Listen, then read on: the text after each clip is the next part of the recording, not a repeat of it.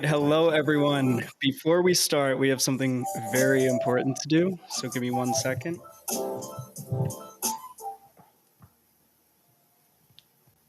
So, everybody, welcome to the 10th edition of Stories from the Block in the final installment of 2022. This has been an incredible year for us at Storyblok. We've raised $47 million in Series B funding, expanded the team from 83 to over 230 employees, and launched Storyblok V2. We've also hosted or sponsored over 100 different events and more. Today, our wonderful team will reminisce about all that's happened this year, and if we're lucky, give us a little sneak peek into what's to come in 2023. My name is Sammy Benjamin, and I am a content creator and video producer at Storyblok, and I would like you all to meet my co-host, Laura.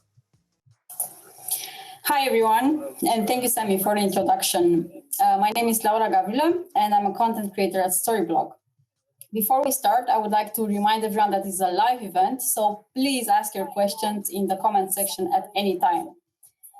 For our first segment, we will look back at the life of our Storyblok DevRels. So join me in welcoming Josefine Schaefer, Developer Relations Engineer at Storyblok, and Manuel Schroeder, Associate Team Manager for Documentation and Learning at Storyblok. Take it away.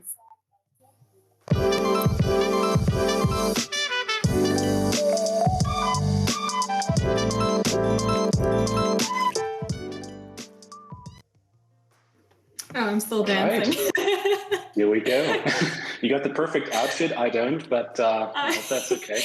I hope I'm still allowed to be here. Much? No, I don't think so. It's perfect. I love it. It even has ears, but I'm going to hide these for now. Alrighty. All right, let's kick it off, I would say. Yeah. How's everybody doing? Maybe you can also put in the chat where you're joining us from, because I always love to see where people are watching from. Yeah, let me share my screen so we can get properly started. And we haven't actually timed this, so it's going to be wild. Let's see. All right. So yeah, we were asked to talk a little bit about a year in the life of Storyblok DevRels. And I guess it's already safe to say that it was wild. And we had so much fun putting it all together, going through old photos, like kind of thinking back at what we have been doing this year, because it has been so much. And maybe,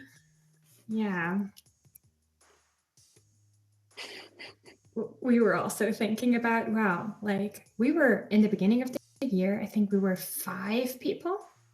Now we had a hard time. That's crazy.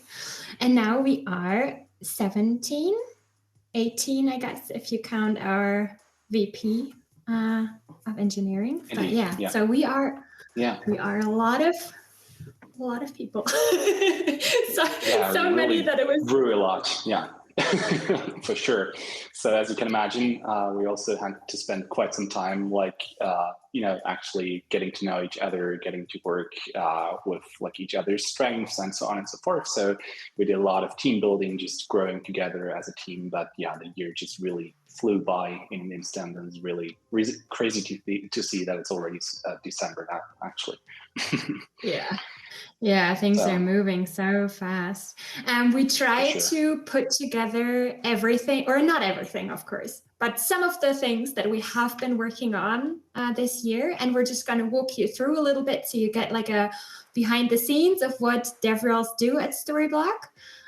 Shall we maybe get started with one of the major projects that you have been involved with, Manuel? Sure, let's do it. Yeah, let's talk a little bit about the SDK ecosystem, because that's really, I think, one of the most important milestones that we've achieved in this year. And all of this was kicked off and initiated by our amazing colleague, Alex Robert, who started with the Storyblok JS, our universal SDK for basically everything that's JavaScript related. Building on the Storyblok JS client, which is maintained by Tiago and by Vojislav. And now having the perfect foundation with Storyblok JS, basically the whole ecosystem emerged in a really short amount of time, actually, thinking back of how quickly we pushed out all of those different packages is really quite amazing. So as you can see, we have Storyblok Vue, Storyblok Next, also still supporting Vue 2 and Next 2 here. We have packages for React, for Gatsby, for Svelte, thanks to you, Josie, and also for Astro.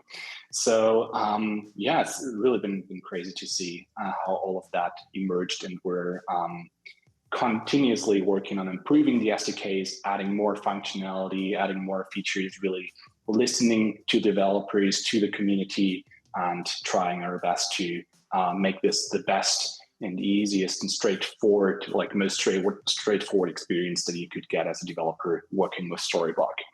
So yeah, lots of exciting things to come in the world of our SDK ecosystem in the next year. But yeah, that's what happened in 2022 in a nutshell. Yeah, and I guess this is also a point where we can say a massive thank you for everybody who maybe submitted an issue or made us aware of something that wasn't up to date. And everybody was patient, at least with me, while the SDK for Svelte was kind of under construction. So, well, it wasn't like really primarily your responsibility, because like a lot of things were going on here. So yeah, that's in the entire ecosystem, sure. Right? Yeah.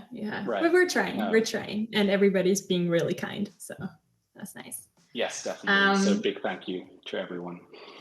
Absolutely. Yeah. We also, I already saw in the chat, somebody said like lots of Tetris. So it was conference season basically all year round.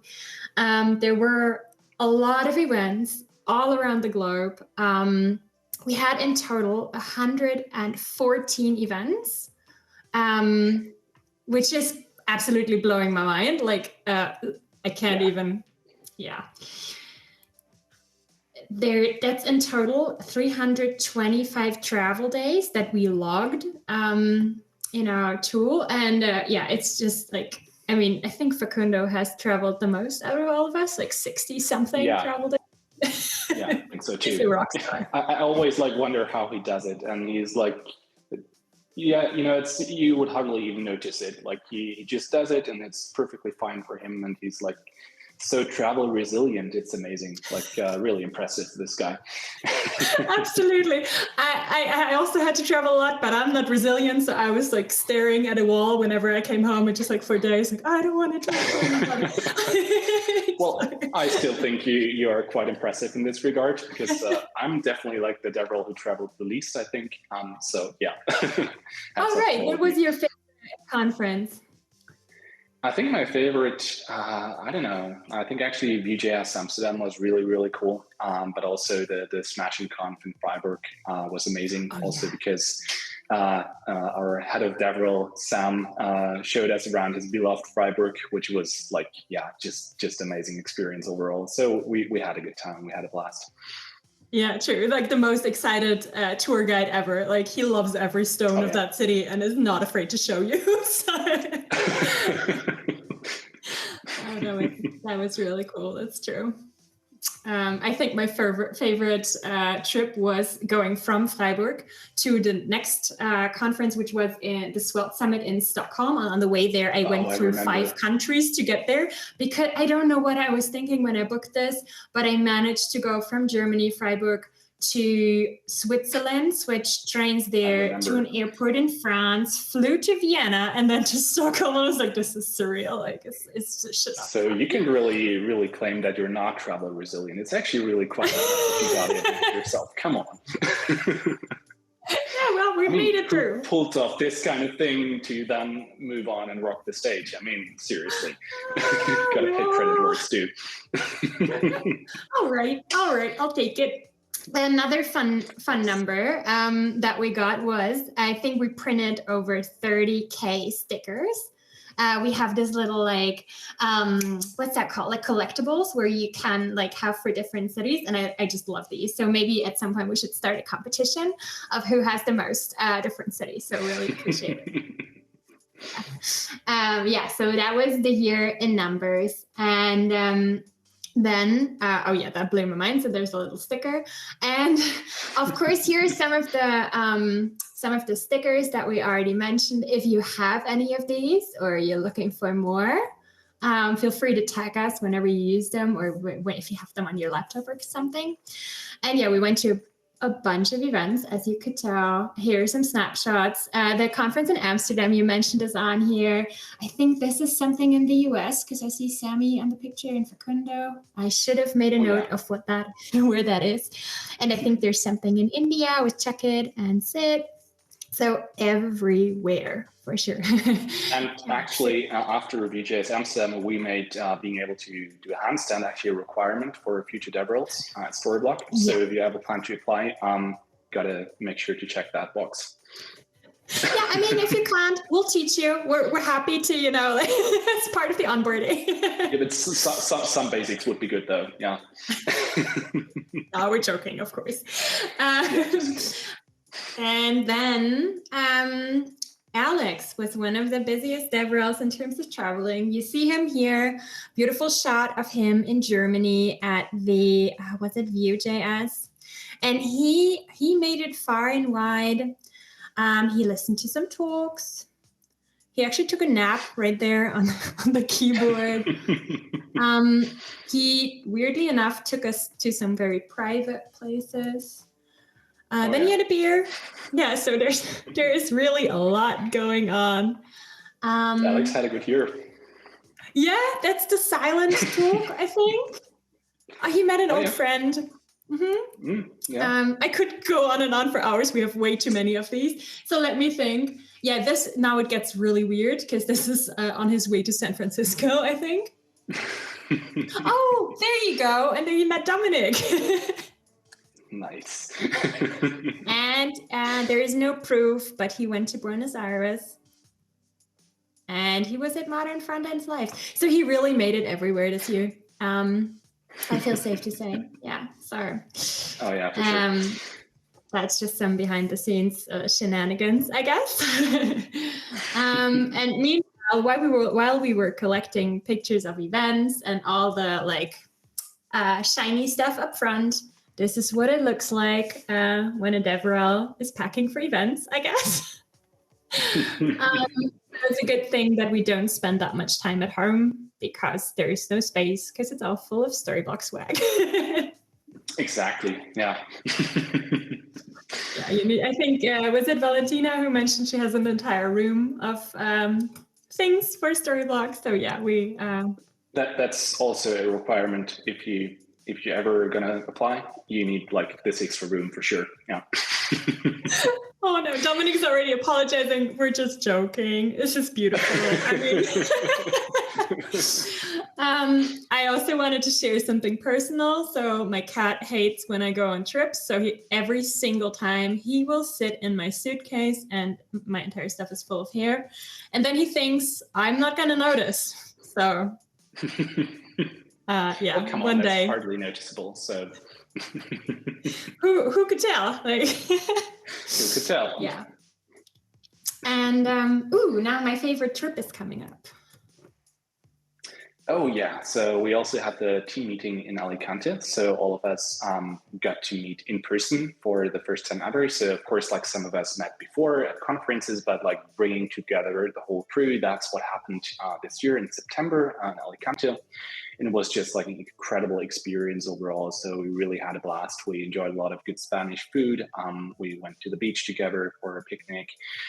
We did lots of team building sessions, getting to know each other better. And I think the most beautiful thing for me personally, and I think you would totally agree here, Joseph, we talked about that. So it felt like a family reunion in a way. So it's really crazy to think how you can build such relationships just via the screen in a full remote company, and you just still feel almost like a family. And it's just been such a pleasure to meet everyone. And I think for me, it was really impressive to see all of those different cultures, those different nationalities coming together and just having a really, really great time without anything going wrong at all. So just like gives me a lot of hope and makes me proud to work for such a cool company and such a cool team. So thanks to everyone here. Yeah, absolutely. And it was like a dream come true. I mean, the energy is already really, really amazing if we're just like very far apart. And I was a bit scared to meet people because I mean, it's scary, right? It's like 20, how many were we? 30? Like it's strangers basically, strangers from the internet, and you just meet them all, and it was just like a happy explosion of joy. So absolutely. Yeah. I can't wait. Really, just like, beautiful. Yeah. Can't wait for next year when hopefully, ideally, maybe in a very good scenario, we will all meet. Maybe, fingers crossed. Let's hope so. That would be so nice. Yeah. And then another thing that you have been working on very hard, the Ultimate Tutorial series. Yeah, quite a bit, but you as well. So basically, we launched the Ultimate Tutorial series where we aim to provide like this introduction to Storyblok in the world of headless for all of the different modern frameworks. So we have that for SvelteKit, for Next, for Gatsby, for Laravel.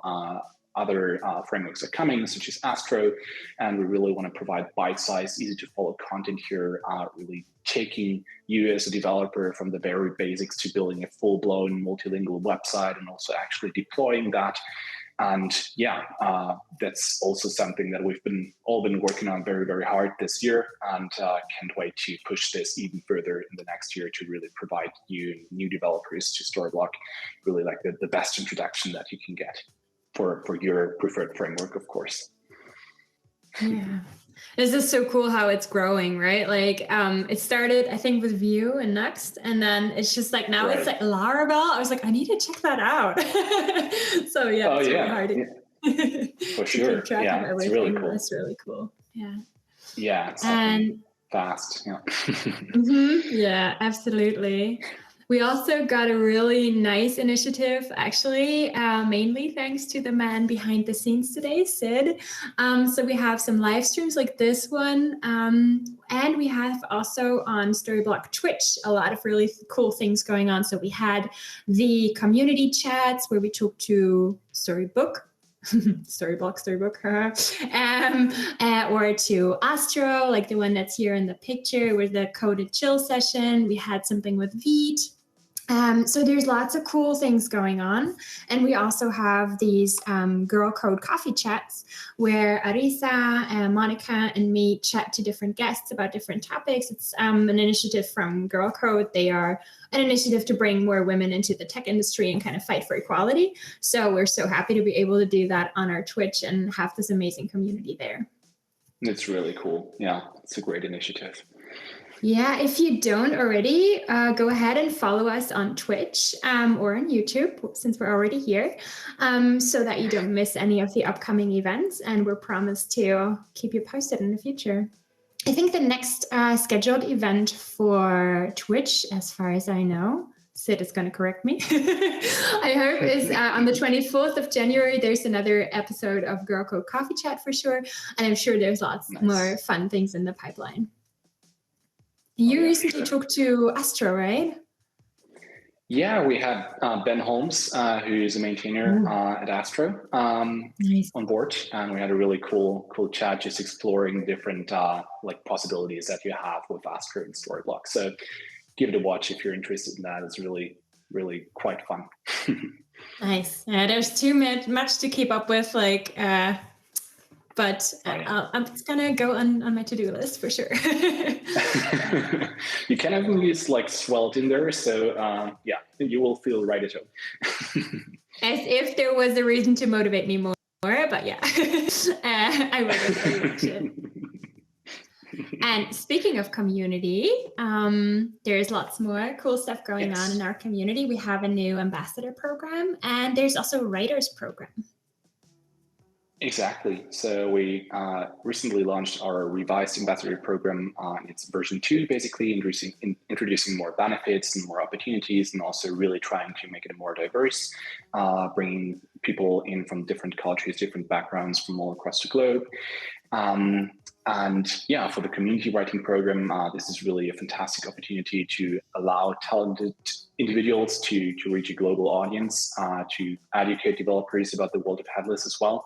And also for us as DevRels, even though we're 17 DevRels now, we're always like so busy that we really, really appreciate like bringing in this external expertise of like, experienced developers.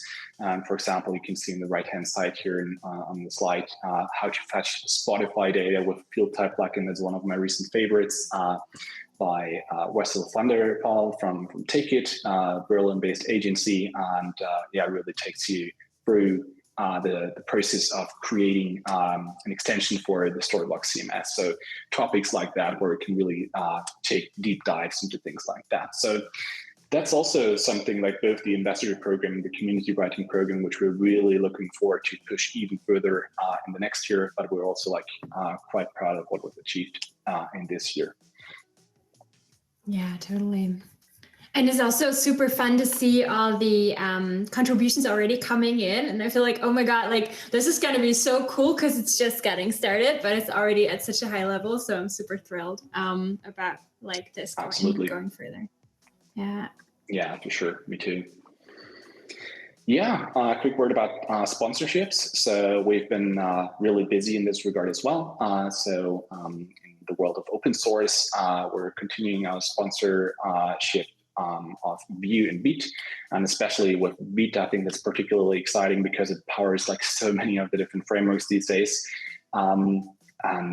Also we started a new cooperation with Astro, so we sponsored them with 2.5K a month as well, and we also sponsor 7 individual developers. And on top of that, we also sponsor different influences in the world of web development. So yeah, that's also something that we are planning to grow further and further. And it's really nice to see like the money really being spent on cool open source projects and really flowing towards the developer community. So yeah, I think that kind of concludes everything about sponsorships in a nutshell. Yeah, and I think, there's so much more we could talk about, but we just really quickly wanted to put all the beautiful faces on board. So that's our DevRel team. We're super, super grateful to the community, to all the feedback we're getting, all these amazing contributions. And we're here for you. We wouldn't be here without you, right? So we're just really happy to have had such a great year, and thank you. Yeah. Thank you, everyone. Yeah, we really appreciate it. It's been an amazing year. Yeah. If you have any questions, of course, you can always put them in the chat. We're around, so we'll try and answer them, or you can ping us on Twitter, on Discord, follow us on Twitch if you haven't. And I think there's going to be also a video afterwards on how we do events at Storyblok. So this is going to kind of wrap up our little DevRel session here. Thank you so much. Exactly. Thank you so much, everyone. Is he doing a good job? Not yet. I'll let you know in a few. Is that the first question? Do I need to answer that? Events at Storyblok do not always necessarily have something to do with the product. We try to have a good time, we try to fit into the event, and especially with developer events, it's a little bit harder to get the connection to all the people. And so we decided to, for example, have games at the booth.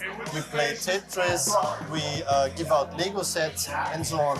And the original idea for that came from an event in Germany, from Beyond Tellerrand, because they only invite sponsors that really fit into the event and to also bring a little bit of extra value to the event. And that's something that we now try to do at every event where we are, and to make the event a little bit more fun, a little bit more entertaining. Have Storyblok events always been like this? Has your approach changed since the first event you've gone to?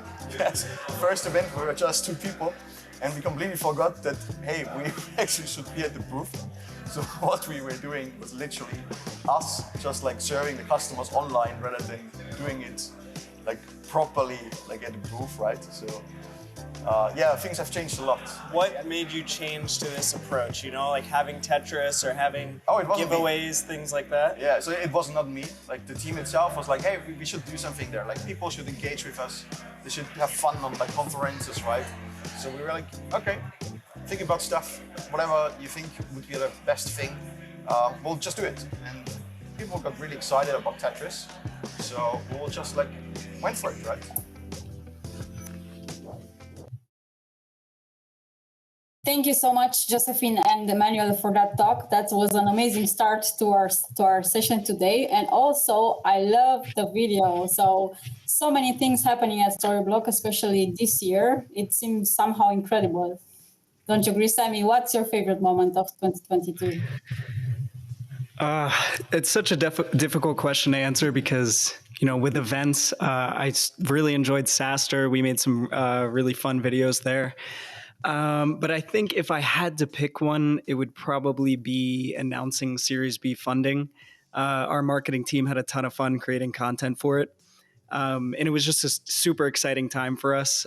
We knew heavy growth was coming. But with that, it was seeing all of the advertisements that we launched all over the world. We had a ton of people send us photos of ads everywhere, including one in Times Square. And honestly, I thought that was the coolest thing. Yeah, I'm definitely still getting goosebumps from that. It was a really exciting time.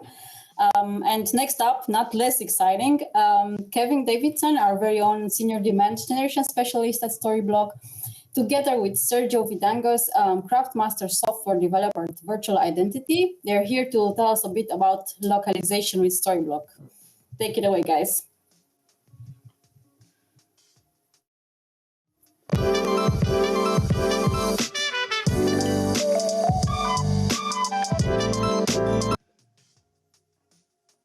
Thanks for the introduction, Laura and Sammy. Indeed, localization is an exciting topic, and that's why I'm thrilled to be here with Sergio, Craftmaster Software Development at Virtual Identity. Hello, everyone. Thanks for having me. I'm excited to present you and to talk about, localization, translation, using one of the best services out there, DeepL, using it together with Storyblok. So looking forward to it. Oh, man. I mean, talking about the world's best machine translation with the #1 CMS of 2022 and 2023, I'd imagine that's not a bad combo. Anyways, fun fact on localization in general, a little bit of a geek moment of mine. Statista.com conducted an online survey on online shoppers in 2020. From the 9,000 respondents in 29 countries, they found that 40% would not buy from a website if it was in a different language. 66% said that they use machine translation, something like Google Translate or DeepL, what we'll be talking about today. And 65% would prefer to have their own language, even if it was in poor translation. So, quick question to the audience. Feel free to answer in the chat. Does anyone watching right now online shop? And do you prefer shopping in your own language? Anyways, fasten your seatbelts because today's topic is going to rock the way you enter new markets. So, quick question for Sergio. How easy or difficult is it to integrate the plugin that you'll be showing us in a few seconds? So it's really easy and it's really simple. It's not only installing it, using it, but we're going to have the opportunity to look at it. So you're going to see how easy it is. Everybody's like getting the seatbelts on now because last question before finally we get to see this in action, Sergio. Why DeepL and not Google Translate in this particular plugin? Sure, DeepL is not the only service, but on the one hand, there is already a plugin for Google Translate, as far as I know, for Storyblok. So there is already the chance to use it. But secondly, and mostly, I think DeepL is just an amazing service that, depending on the language, depending on the kind of content, is just more effective translating. I do use it also personally, so I can configure it myself. So that's why. I'm totally on track with you there in terms of using it personally as well. So heads up, anybody that wants to localize anything, translate anything, do use DeepL. So finally, without any more questions, Sergio, please enlighten the audience with this epic plugin. So I'm going to share. We'll need a magic wand to get the screen to be shared, I think. Oh. So it should be working Magic, now. it's on.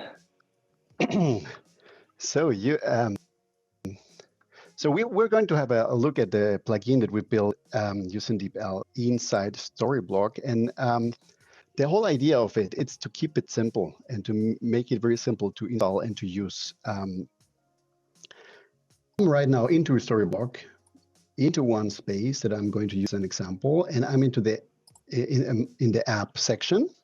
So one disclaimer, this application is not yet in the public marketplace of Storyblok, but it's going to be. It's an open source application, so you will find it in here in the very near future. We've installed it for this example already here in the space, so that's the application that you see. And in the background, maybe very shortly, it uses a data source also to save, some configuration. But I'm going to focus more on the use of it, not that much in the technical side of it, so that you get an idea. So, and after you've installed it in the application, the first time that you want to use it, and if you go inside a content, I'm just going to turn off the visual preview for this case so that we can focus on the data and on the content. And I'm going to open this button here in the top, and that's the tool that has been installed. And see, so here's some installation steps that have to be done. First thing, of course, you have to configure in the space the languages that you want to use inside the space, the languages that you want to have inside your Storyblok space.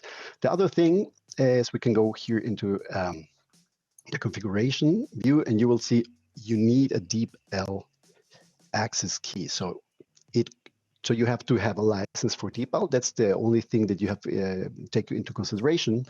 But if you have it, then you can enter it, and there's a couple of things you can use. Here you can configure it to make it usable for your workflow, for your company, for the purpose that you are having for it. And it can be a field level so that all the fields that are translatable are going to be translated, or you can choose this other folder level if you just want to do batch translations on a folder for all the contents that are saved in there. And there's a couple of other things that can be using combination of the workflows that are set up for the for the space. So you can, for example, configure the status that is going to be set on the content after the translation has been done. For example, you could say if the content has already been published and someone is translating the content, it should be set to draft so that it's very clear for everyone that it's being in the process of being edited again. And there's a couple of other options, like it could also transition to a special role, for example, a translator, or it could be also be assigned to a specific person if you are working for with the specific editors or translators, for example, in the workflow. So those are the options that you have normally here in the top in the workflow. So the assignment and the assignment to the roles, those are things that can be configured inside this plugin.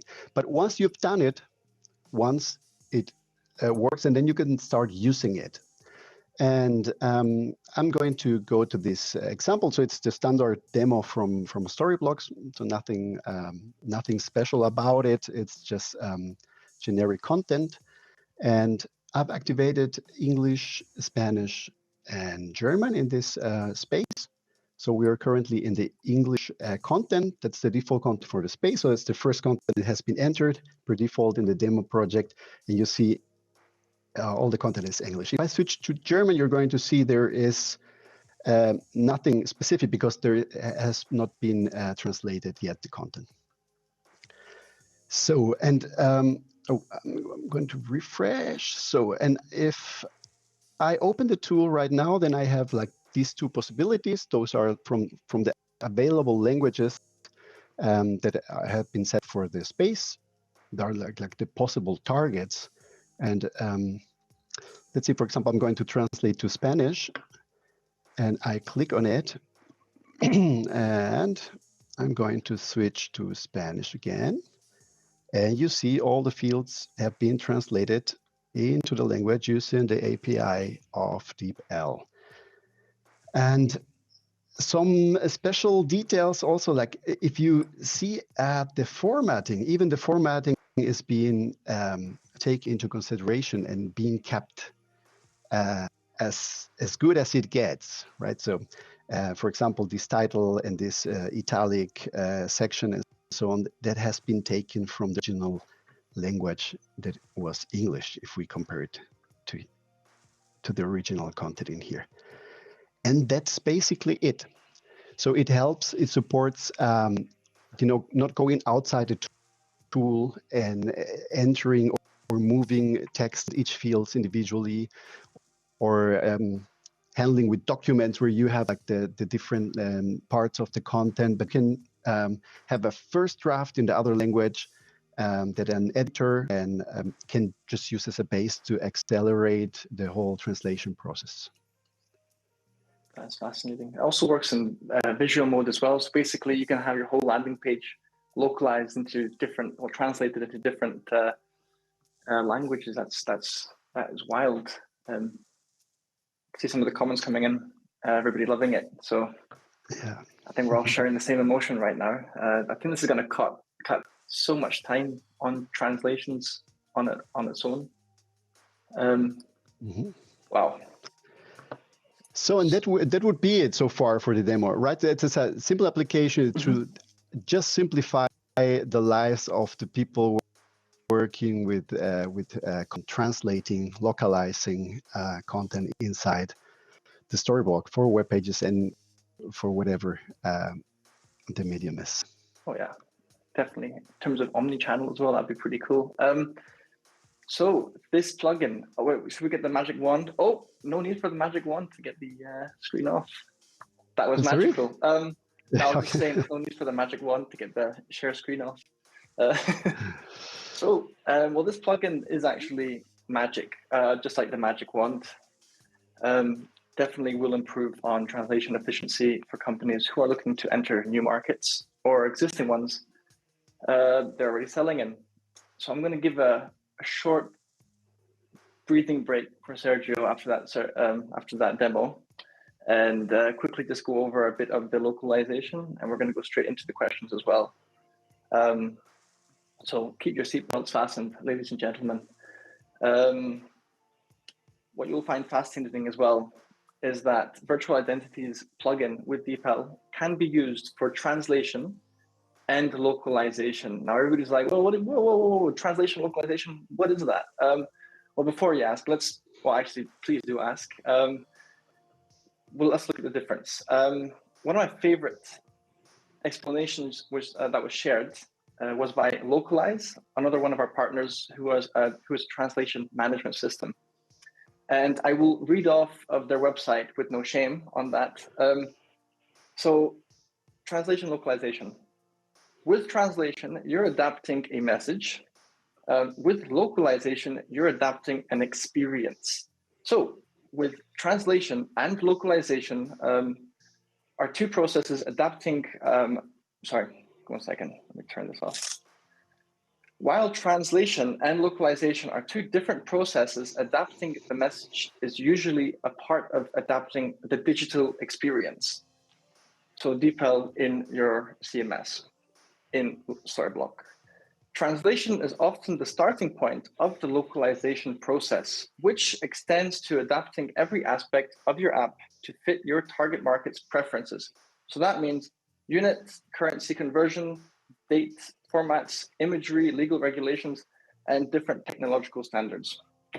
So basically, translation is the process of rendering text from one language into another so that the meaning is equivalent. So red, rojo in Spanish. Hopefully, Sergio, you'll correct me if I'm wrong.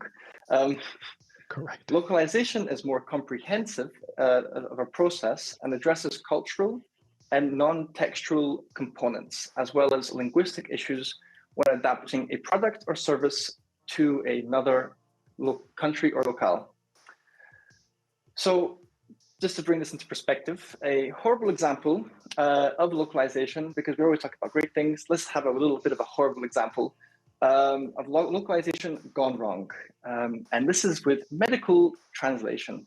Hence why please do localize your content with a human translator when you do medical labels, because in Germany in the early 2000s, 42 people had to have their operations redone for a knee, something with knee transplant, something along the lines, knee prosthetics, something along the lines, just because of an incorrectly translated label.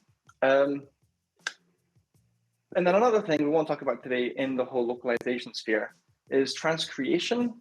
This is something beyond localization and translation. It's to do with re-engineering your brand's promise to make it engage with a foreign market on an emotional level. So, example, HSBC had to scrap a 5-year-old Assume Nothing campaign and spend $10 million to change their tagline to the world's private bank. And we all know HSBC, the world's private bank, only because the original Assume Nothing was translated to Do Nothing in other languages. So the little thing there, always make sure to review before you go to market. Anyways, in that case, Sergio, what are your thoughts so far on that there, on just the localization process?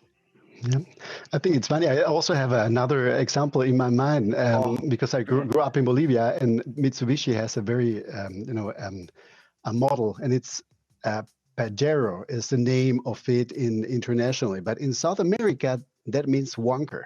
So it's definitely not the name you want for a car model. That was also like a fail in that sense. So, and I think it's absolutely necessarily to not see text only as I think to be translated logically, but of course it is needed to take special attention to the culture, to the context of where you want to expand your brand and your business. So you have to understand about religion, about some other cultural thoughts, about the political, economical situation of the target region. So it's definitely not only about language.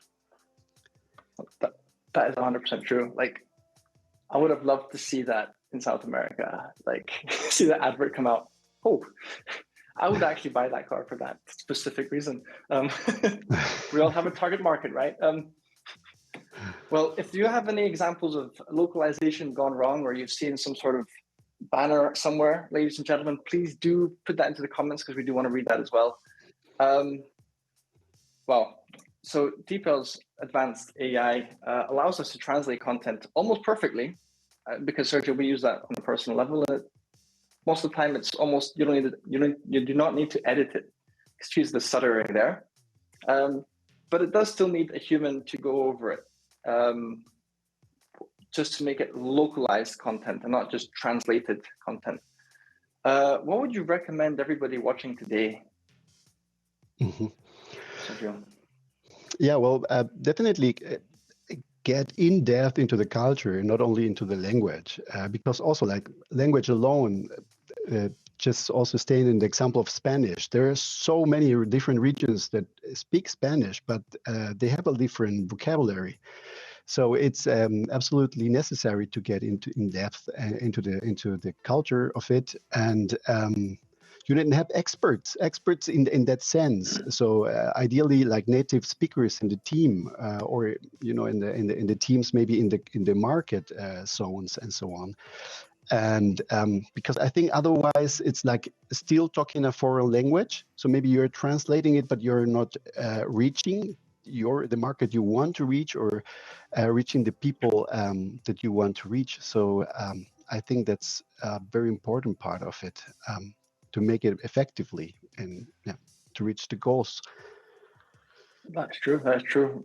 Resonate with the market. That's that, and that again, Sergio, having an international team. That's something the world's going into right now. All the companies, Storyblok, virtual identity, we're all dispersed. So again, I completely agree with that, and I hope the audience over here, hopefully, you also agree. If you don't, please do contact us, and we'll try our best to find a solution for you.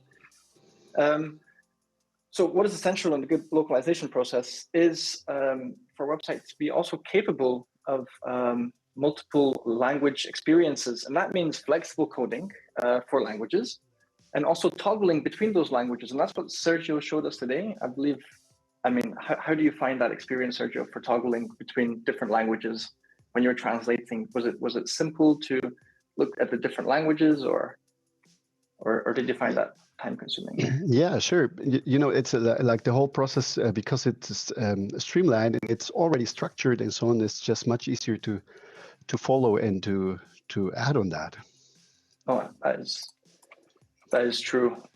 Actually, a fantastic example of a well-localized website and done in super speed must be Oatly. And we actually have a case study regarding that whole Oatly digital experience. And I'll try to share that with everybody here on the chat. Hopefully, YouTube allows me to share links.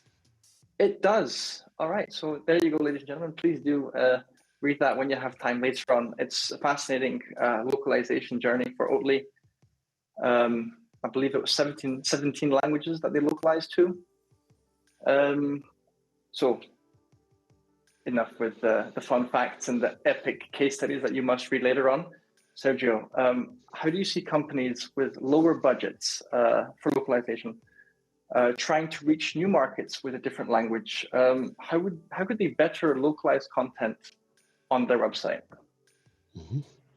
So, and I think that the kind of plugin that I just shown is exactly what it would be a very easy solution and a feasible solution for, for companies that are maybe expanding or starting with that kind of business, because there are bigger companies that still, or sometimes very specific topics, like you were bringing the example of medicine, or there's some other topics like engineering and so on, where you need a very specialized translation.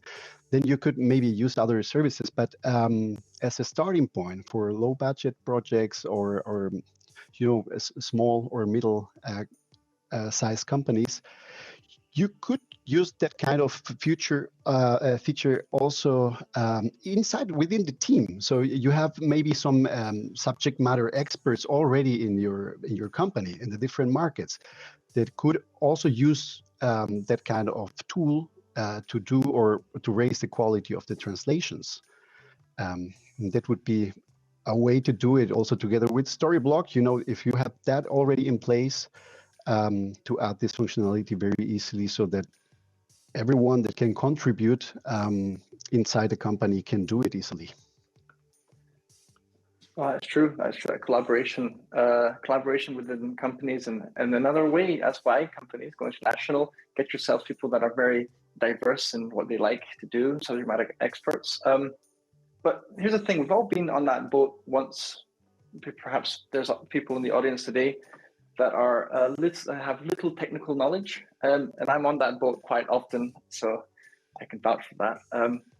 But wouldn't it be a bit scary to provide those people with access to the company's website, so that what if somebody accidentally presses publish on a landing page too early?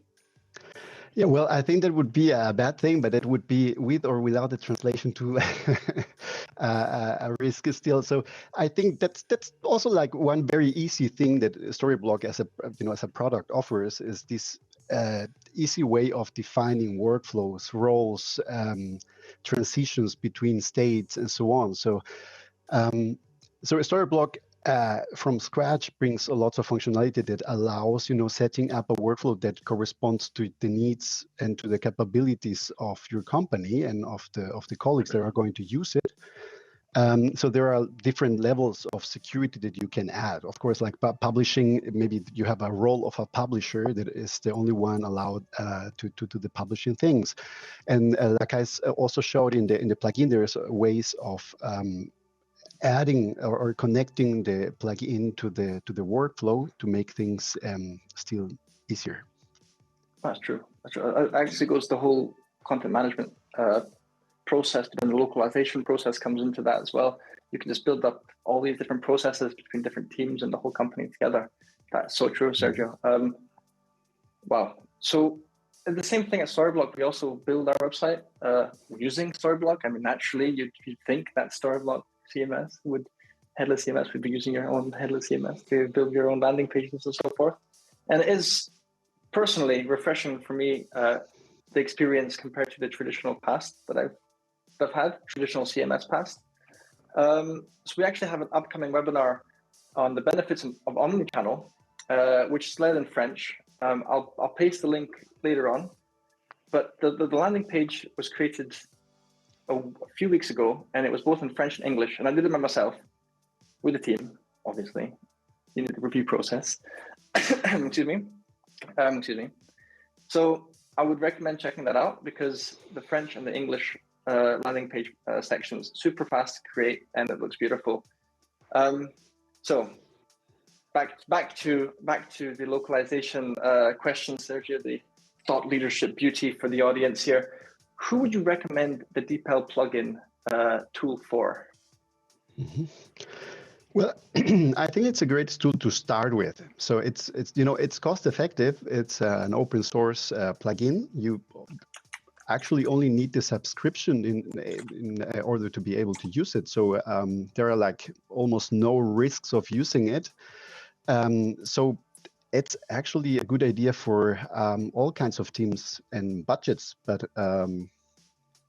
it's cost saving, and it can speed up the processes. Yeah, so actually for everyone, I think only if it gets much specialized into the kind of content, then it would be a good idea to see other kinds of solutions, but otherwise it's a great way to start. No, definitely. I mean, this is, to be honest, to add to that, Sergio, I think this is for anybody. This is, if you're going to enter a new market and you want to test it out, you don't want to put too much budget in there. Like that survey said, around 60% of people, they would rather see their own language poorly translated than a different language. So that little test there for the market. All right, last few questions, and then we'll let the Stories from the Blok community see what else is happening today. So the capabilities of DeepL are phenomenal. But one thing I don't see that they have is something called translation memory. So what that is, for everybody watching out there, is if you translate something with machine translation and you edit it, it saves into the translation memory. So the second time that line comes out, you don't get the machine translation, you get the edited version already. And that also comes into account when AI plays along and it works with different sorts of sentences, so it starts playing with that sentence. So that's not in DeepL, but I'm pretty sure there might be a workaround for that. So how do you think teams with using DeepL could work around not having translation memory? Yeah, well, there might be some more manual helper processes, like using common documents like Google Sheets for organizing the translation process in different columns, so that you can take a look at it and base on it. But definitely, if it gets more advanced, there are advanced translation management systems that support on that kind of requirement. So that I would suggest also looking at them if there are very specialized requirements. Oh no, that's very true, Sergio. Like, I mean, that's when you're basically localizing tons of content. If it's not just your website, or if it is your website and you have thousands of words to translate every day or every week or every month, a translation management system could be very helpful, especially if you have documentation that is 300 pages long. what translation memory in a way does, it's like a snowball, and then when it rolls down a hill, the snowball or snowy hill, it builds and builds, and it gets bigger and bigger into a moment when it's gigantic and scary. But what that means in translation memory, the more you translate, the more the translation memory learns, or it takes in. And then using the translation management systems, artificial intelligence that we have nowadays, we're able to save, enterprise clients millions of dollars. This is even monthly. So something to look into if you are really translating thousands of words a lot, like weekly. If not, DeepL plugin for landing pages, for creating your content in your website, or even headless CMS. You could do anything with it, really, to be honest, nowadays. So yeah, last question to Sergio before we can relax and enjoy the rest of Stories from the Block. Is there anything that you'd like to share with the audience today, with all of us Stories from the Blockers? Well, I think one thing like you already said. So if you are expanding, or you're planning to expand to other countries, get into the culture, get in touch with the culture. Other than that, I think it's also worthwhile to take a look at the details about how DeepL works. So on their webpage, there's also like the whole technology part of it and machine learning that is very interesting to look at. But that's it. That's it from my side. Thank you so much, Sergio, for today. I think everybody would love seeing this plugin. If you have any localization questions, solutions that you want to look for, feel free to contact Virtual Identity or us at Storyblok. We'll be delighted to help. So thank you, Sergio. Thank you.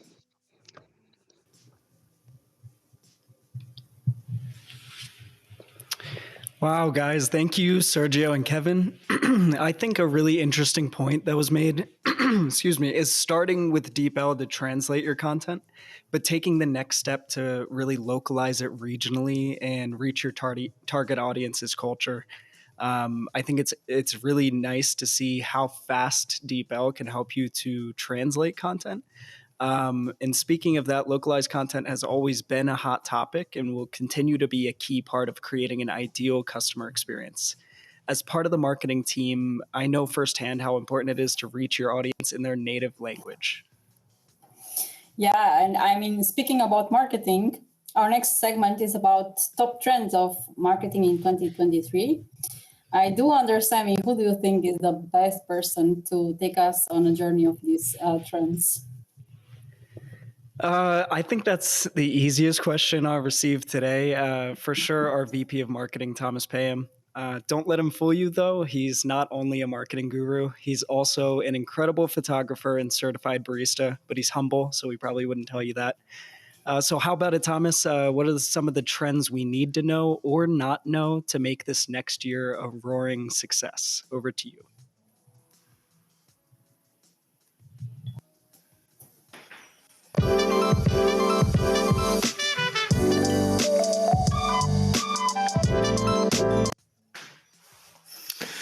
Hello, everybody. Thanks so much for the intro, Laura. Thanks, Sammy. Thank you so much for the intro. My name is Thomas, and yeah, as VP of Marketing, I got the chance to lead an incredible marketing team, but also tell some really cool stories that you on the community side, our customers, you, our partners, are creating with Storyblok. And yeah, Sergio, the DeepL integration from Virtual Identity is a really cool story on that. And I'd love to see how our community will pick this up. Today, since we are a bit short on time, I'm going to jump directly in to speak about the marketing trends you need to know, you maybe don't need to know. And I'm going to take you on a little journey. I'm going to take you on a little life experiment, to be honest. So this is really also a life experiment for me, and you'll see that in a bit, what I mean by that. Because I assume you're basically here because you would like to see what next year got for us as marketers, right? You're here to hear from me to speak about marketing trends. as marketers, we like to speak about trends and what's going on in the industry, right? So do I. I'm also interested to see what next year has in place for us on the marketing side.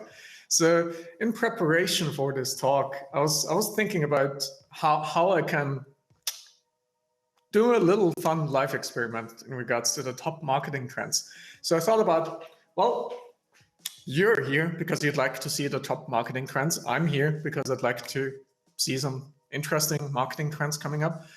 Let's take a look at OpenAI, right? Let's ask OpenAI and let's hear from a content AI engine what they think, what the AI thinks the top marketing trends are for next year. So, and I don't want to leave it with that. I also want to use this session right now today to turn our findings that we as a group, you together with me, we make today right now, and let's turn that into a blog article. Because obviously there's a lot of buzz around AI, content AI. I want to test this. I want to test this in the next few minutes and see how practical the toolings really are. And yeah, also maybe how the different tools can work together. Disclaimer, this is really a life experiment and it can go either way. We might run into some roadblocks. Then I'm gonna talk about something else, but if it goes well, we have a finished blog article ready in the next 15 minutes or so. So before we jump into the whole experiment, what are the tools? What am I going to use? First, I'm going to use an OpenAI playground. You'll find all the links later on, by the way. I'm going to use GDP, I'm going to use Jasper.ai, and I'm going to use Storyblok. And with those 4 tools, we hopefully have a blog article ready in the next minutes. What's the goal? The goal is let's learn together about the latest marketing trends by asking an AI. Let's summarize those learnings in a short blog article. Let's see if we can really do that. So without further ado, let's jump right in. So the first thing I'm going to use is ChatGPT. You might, if you are on Twitter, you probably have seen a lot of screenshots going around in the last few days and how this thing has been really exploding, I would say, all over the place on Twitter, because it's quite impressive on how this conversational AI engine works. Basically, we can ask any question in this interface, and you can sign up for free. It's totally for free at chat.openai.com. And yeah, I'm gonna start my journey by basically asking ChatGPT, or I'm basically setting the stage, right? So basically, I'm writing a blog article about the top marketing trends in B2B. And I'm gonna ask ChatGPT for some ideas. Can you please give me 5 to 10 topics to mention? Let's see what's coming out here. Oh, nice, sure. I'm happy. ChatGPT can help me. Here are 5 to 10 potential topics you can mention in your blog article about the top marketing trends in B2B. Let's take a quick look. The increasing importance of personalization and customer experience in B2B marketing. Oh, fantastic. Oh my God.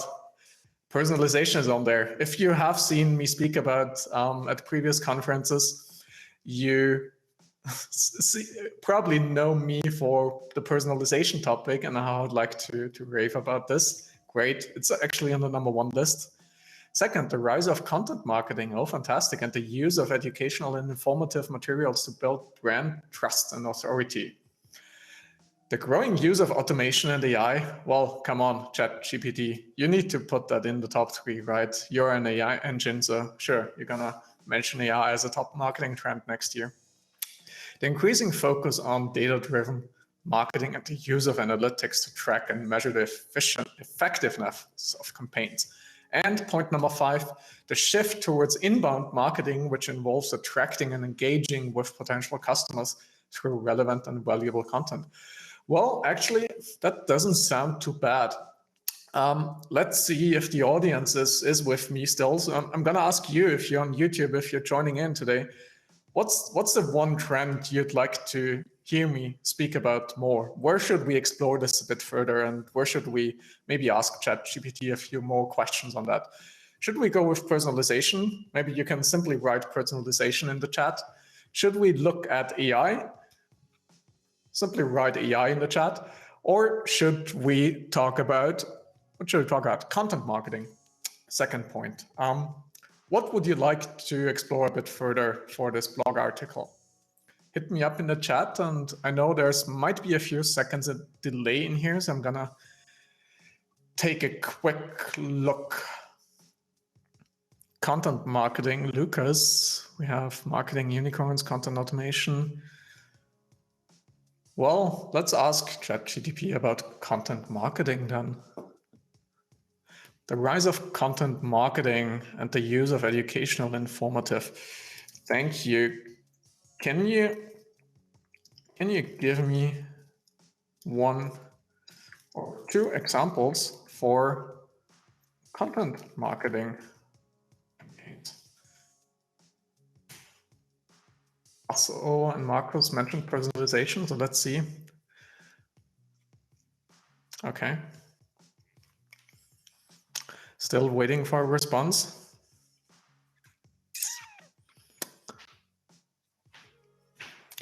ChatGPT, don't leave me hanging. Well, okay, it's leaving me hanging. So maybe in the meantime, I'm gonna do one more thing. I'm gonna use this first draft because I think that's really good. I got 10 good ideas for a blog post. I'm gonna use this, and yeah, I'm gonna generate some first blog article headlines. So I'm gonna use OpenAI Playground to ask for some ideas around the headline for my upcoming blog post. Write a headline for top marketing trends in 2023. Let's see what the OpenAI Playground got for me. Harnessing the power of AI, how to leverage the latest marketing trends for 23. That looks good. Let me ask again for another one. Innovative strategies for unlocking the potential of 2023's top marketing trends. I like that. I'm going to take that. And actually what I'm going to do next, let's see. Oh, see, there has an error occurred if the issue is persistent. So here we are. That's a live demo. Ah, see, ChatGPT got an answer. Sure, here are a couple of examples on content marketing campaigns. A B2B software creates a series of educational blog posts and videos that explain the benefits of their product. I like that. They also offer free trials and demos to encourage potential customers. Second, a B2B consulting firm creates a series of ebooks and webinars that provide valuable information and advice on a range of topics. Yeah, that's interesting. I think we can play with that. So let's go to the content creation. We just have limited time, right? So I'm gonna use this, and I'm gonna start by opening up Jasper.ai.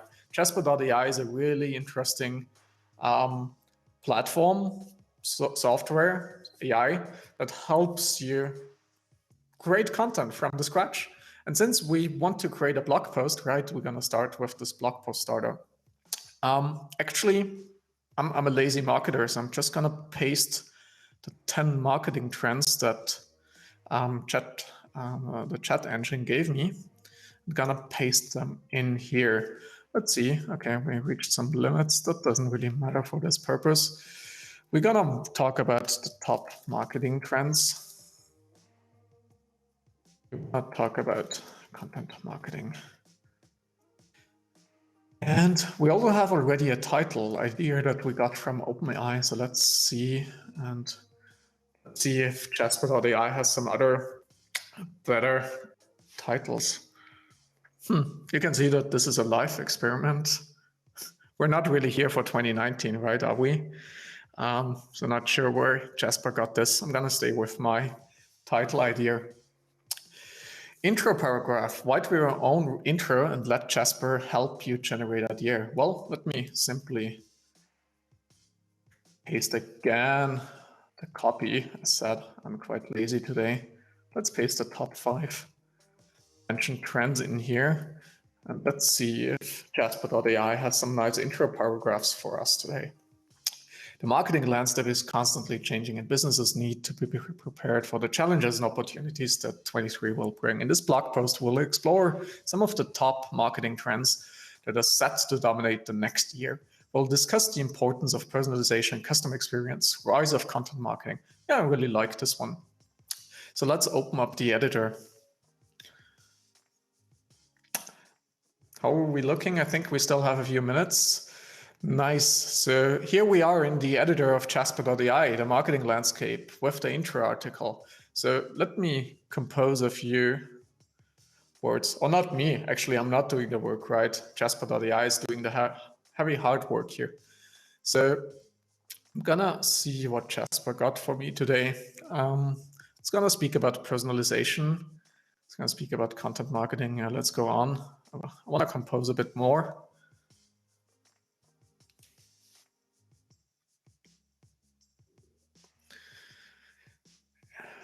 Yes, and while Jasper is doing its thing, we can already think maybe about one subchapter for our blog article.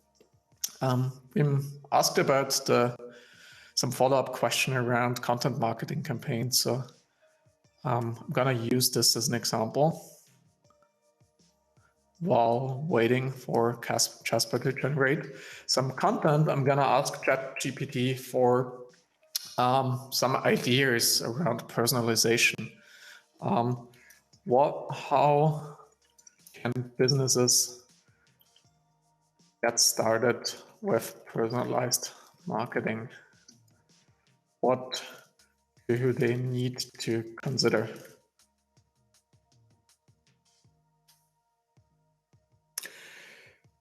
Wow, that's fast. To get started with personalized marketing, you have to have a good understanding of target audience and so on. You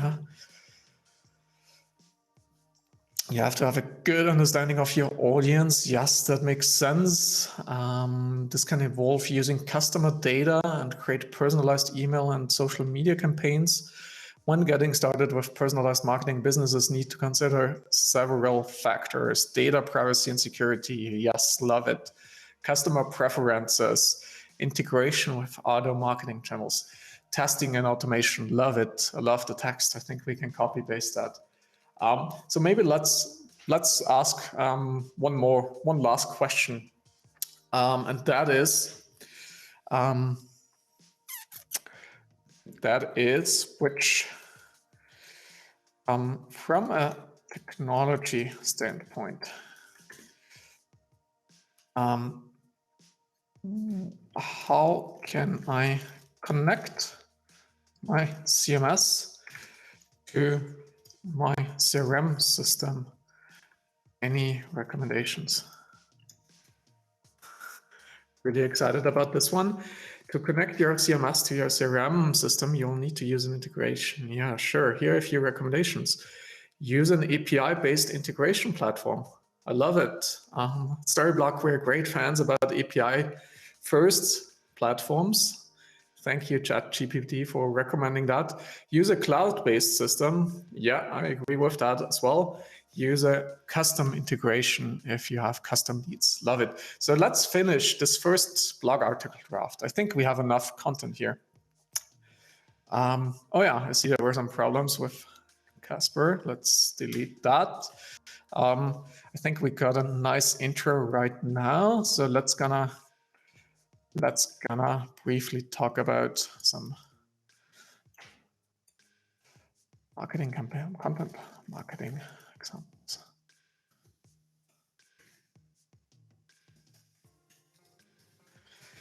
Just gonna copy and paste that in here.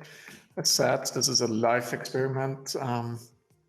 Obviously, if you're a marketer, you need to adjust your content, right? Don't use that one-on-one. Make it yours.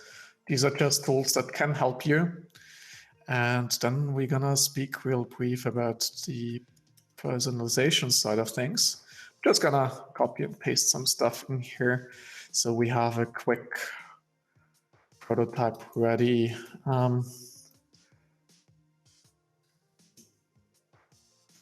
For 2023, how to get started. Second topic, and last but not least, we have some content around the tech stack.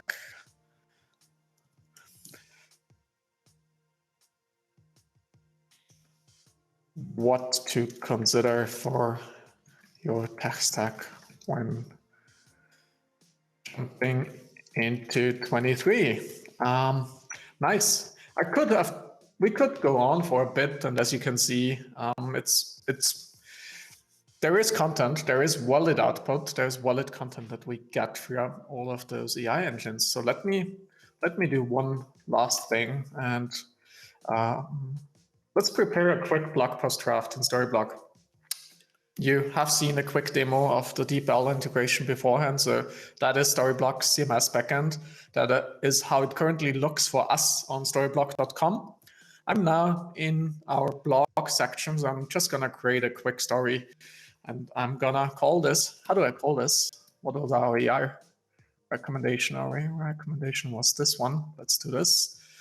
Content marketing trends 23. We want to keep this log really short. Let's quickly create a preview. We have title in here as well. Oop, what happened here? I think I had some. Let's add rich text as a quick box. And let's copy, paste over the stuff that we have right here. And let's save that. Oh, there was a problem. I should have checked it. What was the problem? All of your fields are not. I think I copied too much over here. Let's see what's the issue.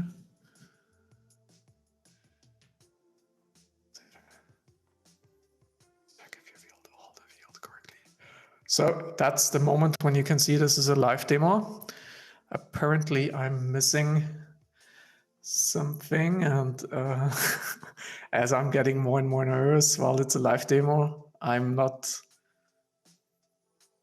See, I don't think we might need a CTA here.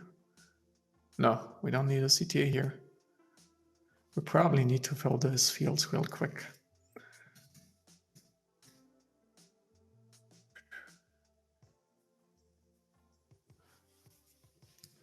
Category, sure, I think that's it. We have the category, that must it. No, must not be it. We don't have a category. We're gonna add a category. We're gonna choose the author. And I'm gonna cross my fingers that it's saved. Yes. Thank you. Let's take a quick look at the preview. I think there's still something wrong with the preview.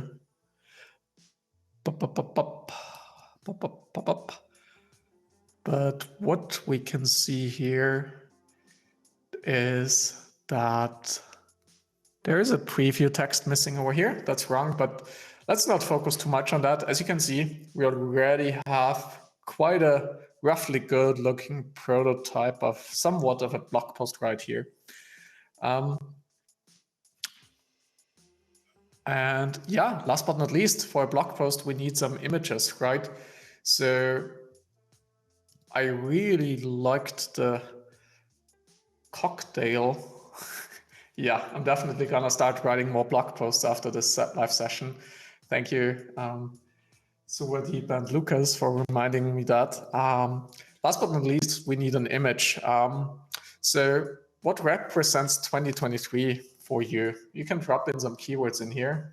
I just see an avocado sofa from Sid. Yeah, I like that as well. Maybe we want to have, what do we want to have? We want to have an avocado in a meeting room in pixel art. Let's gonna see if there's some creative output that we can use as a picture.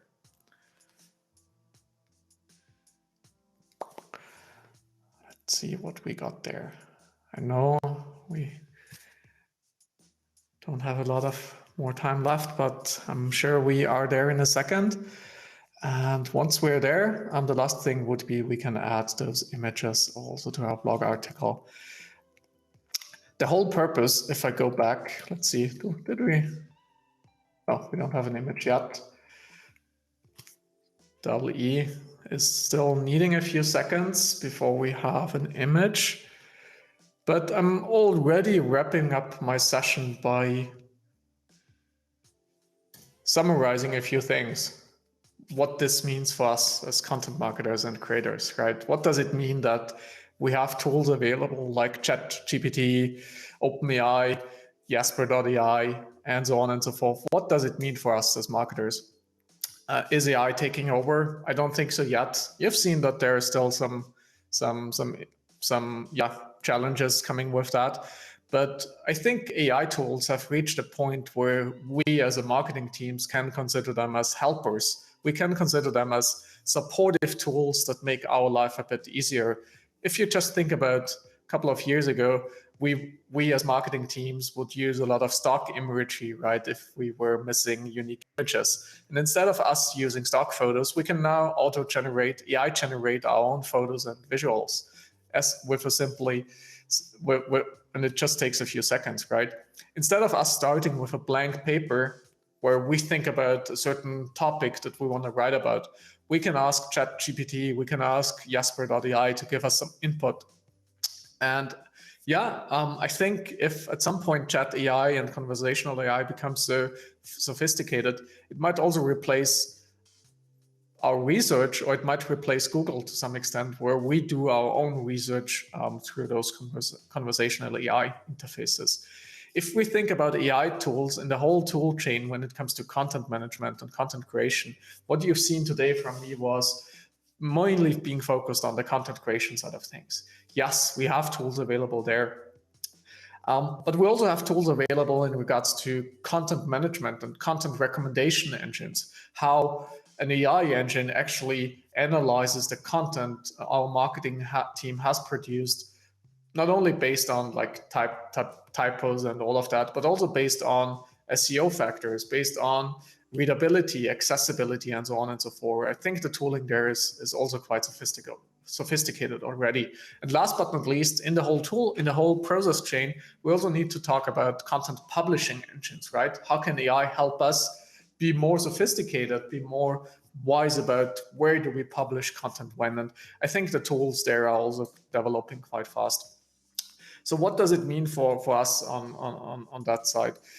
It doesn't take away, first and foremost, our job as marketers, right? It doesn't take away our job to be creative, to create content, to curate content, to create unique content and uncover new knowledge. If you take a look at ChatGPT and the queries we had today, you can see that most of that content is shared knowledge, right? It's not uncovering new things. It's not bringing new lights to the table up front. So the creativity part, the being unique part definitely relies with us as marketing teams. We shouldn't be lazy with that. But what we see, I think, next year is definitely that AI will move to AI assistant ways will help us be better at content management. We will be better at content publishing, and we can use tools like the mentioned ones that I've shown you today for AI first approaches in the content creation part. I don't think we have reached a point where the whole tool chain, where the whole process will be owned by AI and only we as humans are the consumers. I don't see that happening next year, at least. You can challenge me on that in the years to come, but is AI fully owning the creation and curation part? I don't think we're there yet. Let's see what the next years will bring in this regard. There's also a really nice overview in regards to the content AI landscape from a marketing perspective. What are the current content AI tools in regards to text creation, image creation, video creation? There's a lot going on in the whole world around text to speech, text to video. You can find that link on the slide here to check that out even further. But one thing I also want you want to mention today, it doesn't really stop with content AI, right? I just mentioned the few tools that helped me create some first content drafts, right? But I also want to mention that there's so much more out there. Just maybe 2 quick tools. Adapt AI is a widget that you can integrate in your systems, in your toolkit, and that can help you and your team, for example. In the screenshot on the left side, you can see a Salesforce dashboard. Simply perform certain routine tasks within your CRM. So in this case, I can ask Adapt AI to add a new lead called Thomas PM, working at Storyblok, and Adapt would automatically do that for me by creating a new lead record. And I think when you look at those tools, it's really interesting to see how those tools help us streamline the process and allow us to be faster. More on the fun side of things, you can see character.ai.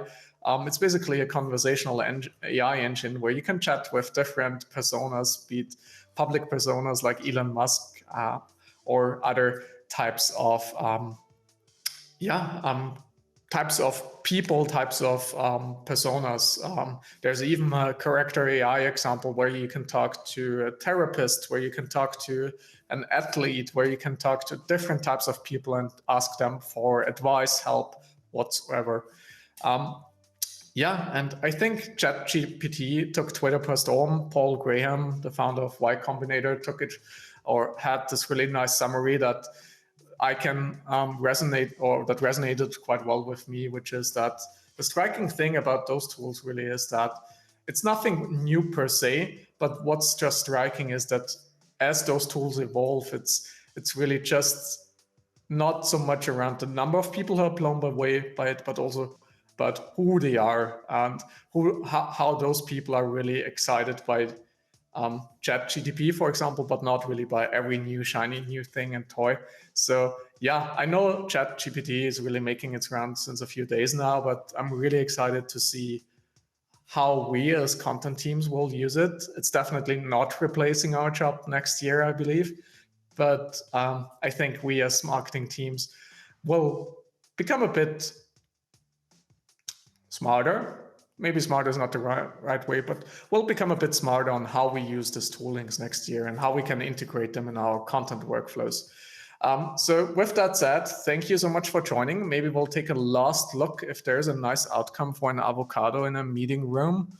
Yeah, I love that. I think I'm gonna build this into my blog article. And while our Dominic is taking on stage, I think in a few minutes, I'm gonna post a preview article in the chat in a minute. So thank you so much for joining. I hope this was fun. As you see, it was a live experiment, so things went a bit off, but yeah, hope to see you all soon at one of our upcoming stories from the blog on storyblok.com, Twitter, LinkedIn, or on Twitch, as mentioned by my colleagues before. Have a good evening, good afternoon, and see you all soon.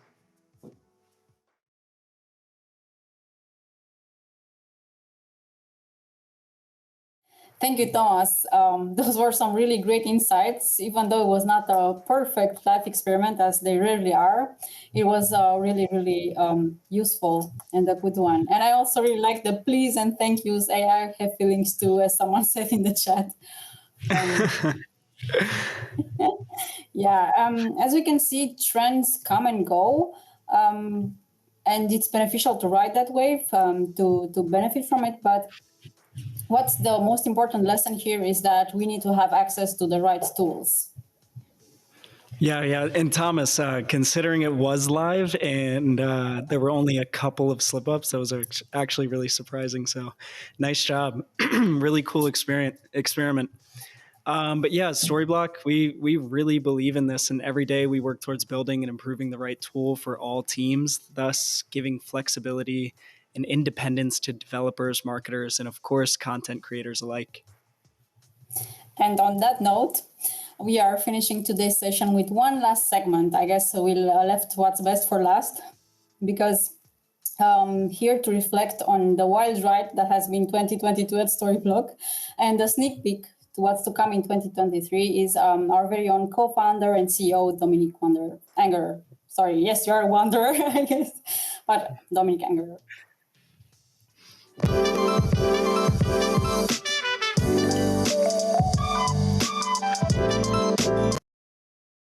Thank you so much, Laura and Sammy, for the intro. And my last name is actually super hard to pronounce, and Angera is like the worst thing to pronounce in English, so no worries about that.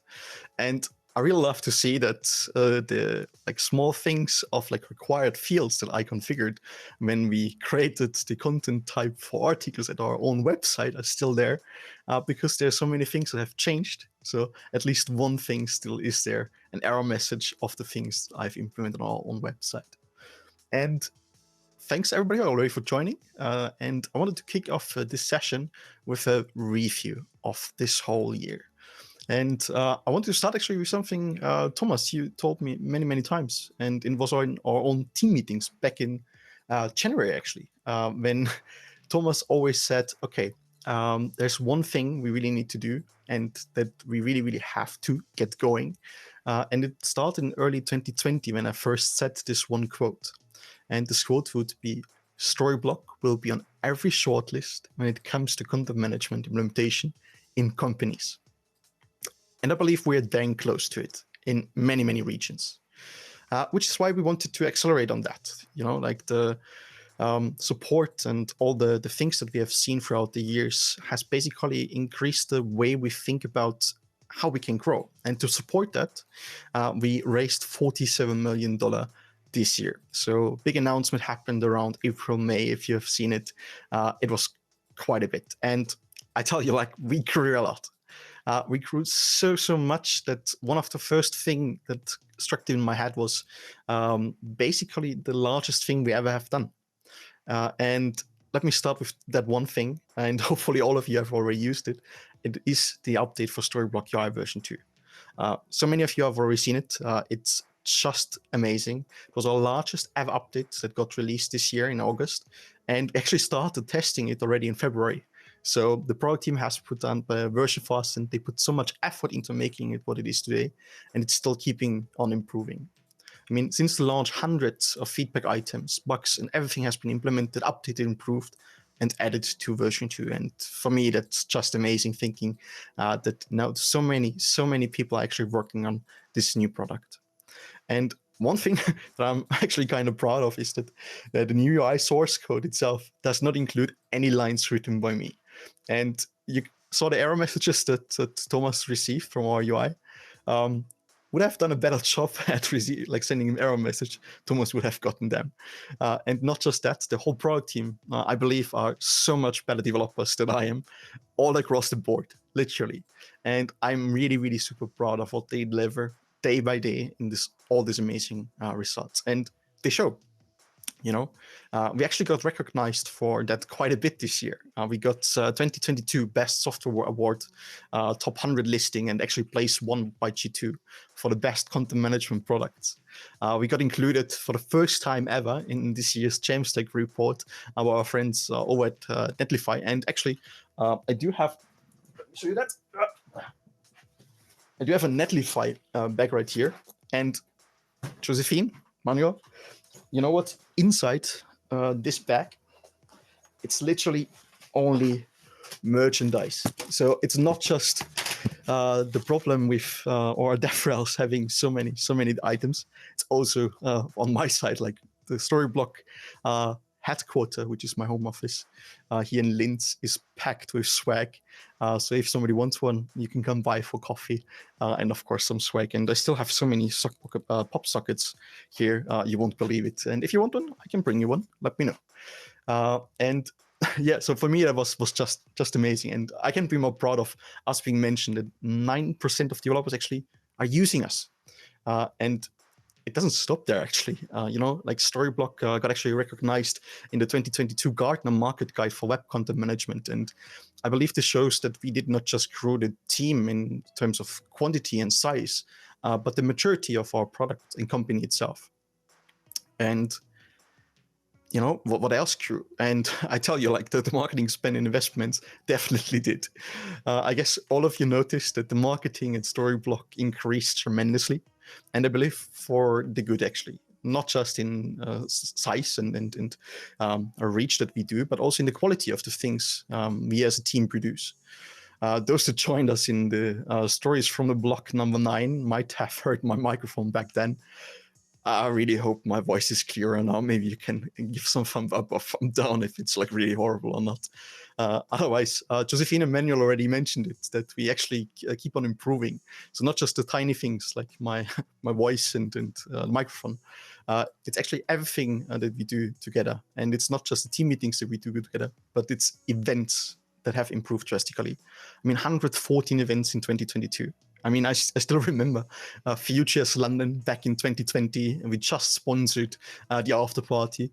And at the event itself, we actually just literally had one roll-up table and put a stick on it. And well, that was it. You know, like we've basically stopped there and started engaging with the live chat on our website because it was just the two of us, and Sam was joining essentially. And for us, that was crazy to think about now, having a team of 17 people just on dev relations side. And then we have another marketing team of 35 people supporting them throughout all those different events and endeavors that we basically do. So we now have a complete amazing crew across different teams to tackle all these things and make it look so effortless, even though it's so much to do. So thank you so much, team. You're amazing. And if you meet us at one of those events already, we do this Tetris game challenge where you can win some cool prizes, including some Legos and some other stuff. And many have asked me that question already, and I wanted to answer it once and for all. Yes, we had an internal tournament of Tetris. If you want to know the scores and who won, I guess you have to join us next year at Storyblok itself. We still have some positions out there, and you should definitely consider that. And our partner initiatives, you know, they were somewhat influenced by that because similar to what you can do with Tetris, where it builds up and gets more and more and more, and we reach higher stakes, we also reached crazy numbers and crazy scores. And one of the scores is actually that we reached 1,500 registered partners that joined Storyblok. So we do have by now not just 1,500 registered partners, such as Virtual Identity. Sergio, thank you so much for actually joining us today and presenting the plugin that you and your team have created. But actually, we have 155 certified partners completely onboarded in the last 2 years. And thinking of those numbers just in 2 years after starting the program still feels surreal for me. And alone that we managed to actually onboard them and have so many sessions. It's, for me, crazy, and I believe most of the team still think about that this is just a lot. Speaking of onboarding, we also, within Storyblok, we did that quite a bit. The team grew from 83 total to a now total of 230 people across 46 different countries, with everything that comes with it, including so many time zones. Like, it's not the geographic burden that I feel like the most like crazy thing. It's more than for Sid, the one person in the background managing all that. For him, it's now close to midnight, and this is just amazing. Oh, actually, it's after midnight already. So sorry for keeping you longer, Sid. And you know, we've introduced so many internal new tools that help us scale and help us also deliver better experiences for you. So with this, we want to give a big shout out also to our operations team. They're having all our back in all of this. So without them, everything we would have done would be meaningless, because we would not have built our customers. We would not have been able to support them, because we would not have paid for our services that we use. We might not even have been able to host Storyblok because we might have forgotten to pay any bills. So thank you so much for doing that. And again, thank you so much, Sid, also for the behind the scenes, not for just in the company, but for the stream. It's just amazing how the live stream itself improved, that we now have different shows even across different channels, from basically Twitch over to YouTube, in different formats, in different styles, different content. And it's just amazing that the content itself got so much better, not just in the quantity, but also in the quality.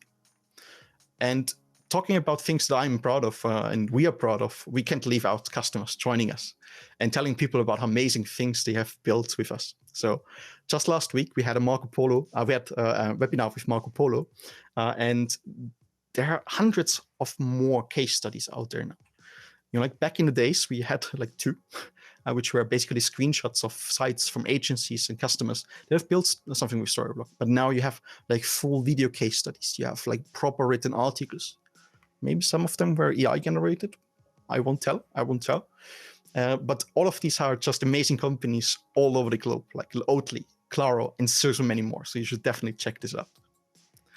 So to support this, like the growth of our customers and our own growth, we have also grown the sales team quite tremendously. And we have introduced a customer success team. And the cool thing about the customer success team is not just the support component to it, but actually it allows us to have a closer look into the processes of customers. And we can then understand how they manage content, how they want to manage content. And this will improve and help us improve in the future. And for me, I'm really proud that we now were able to take this next step of maturing Storyblok, and I hope you will like it too. So one thing that was promised to you, but looking at the time, was an outlook into what's going to happen in 2023. And I want to do one thing that works really, really well in movies and any kind of Netflix series, you know. I will leave it as a cliffhanger. And I invite you to our next event next year to learn more about what's going to change and what we do next. But I can promise you one thing, we will stay the same in one thing only. We're working on having Storyblok become and stay the #1 headless CMS and even CMS for marketers and developers globally. This means getting better in localization, getting better in process and data orchestration with other tools. Maybe a mix of AI and personalization, automation, all those fancy new buzzwords popping up that ChatGPT comes up with. And we are ready. We are ready for that. We have an amazing team that supports us all day long. And we have amazing partners. We have amazing customers that support us in building the next roadmap for the Storyblok platform itself.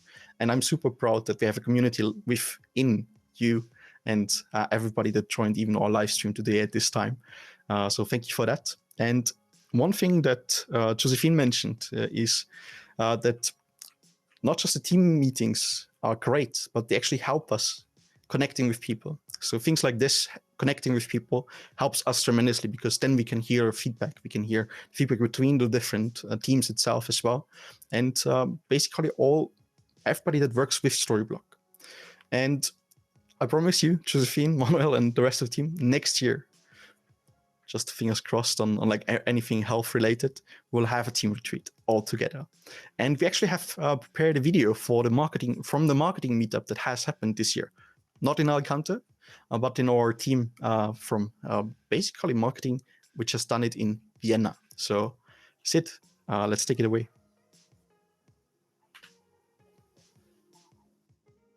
I think the biggest benefit is that I don't live to work anymore, but I work to live. Being in a fully remote company means that when life happens, I can take care of it, and that's priceless.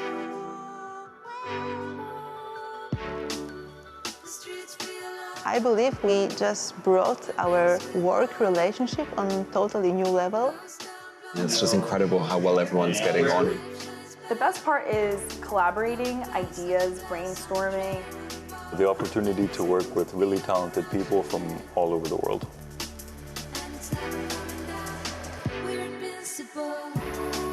Storyblok is possibilities. Limitless. It's awesome. Freedom. Adaptable. Epic. Exciting. We're building the future. Can't wait to keep doing it.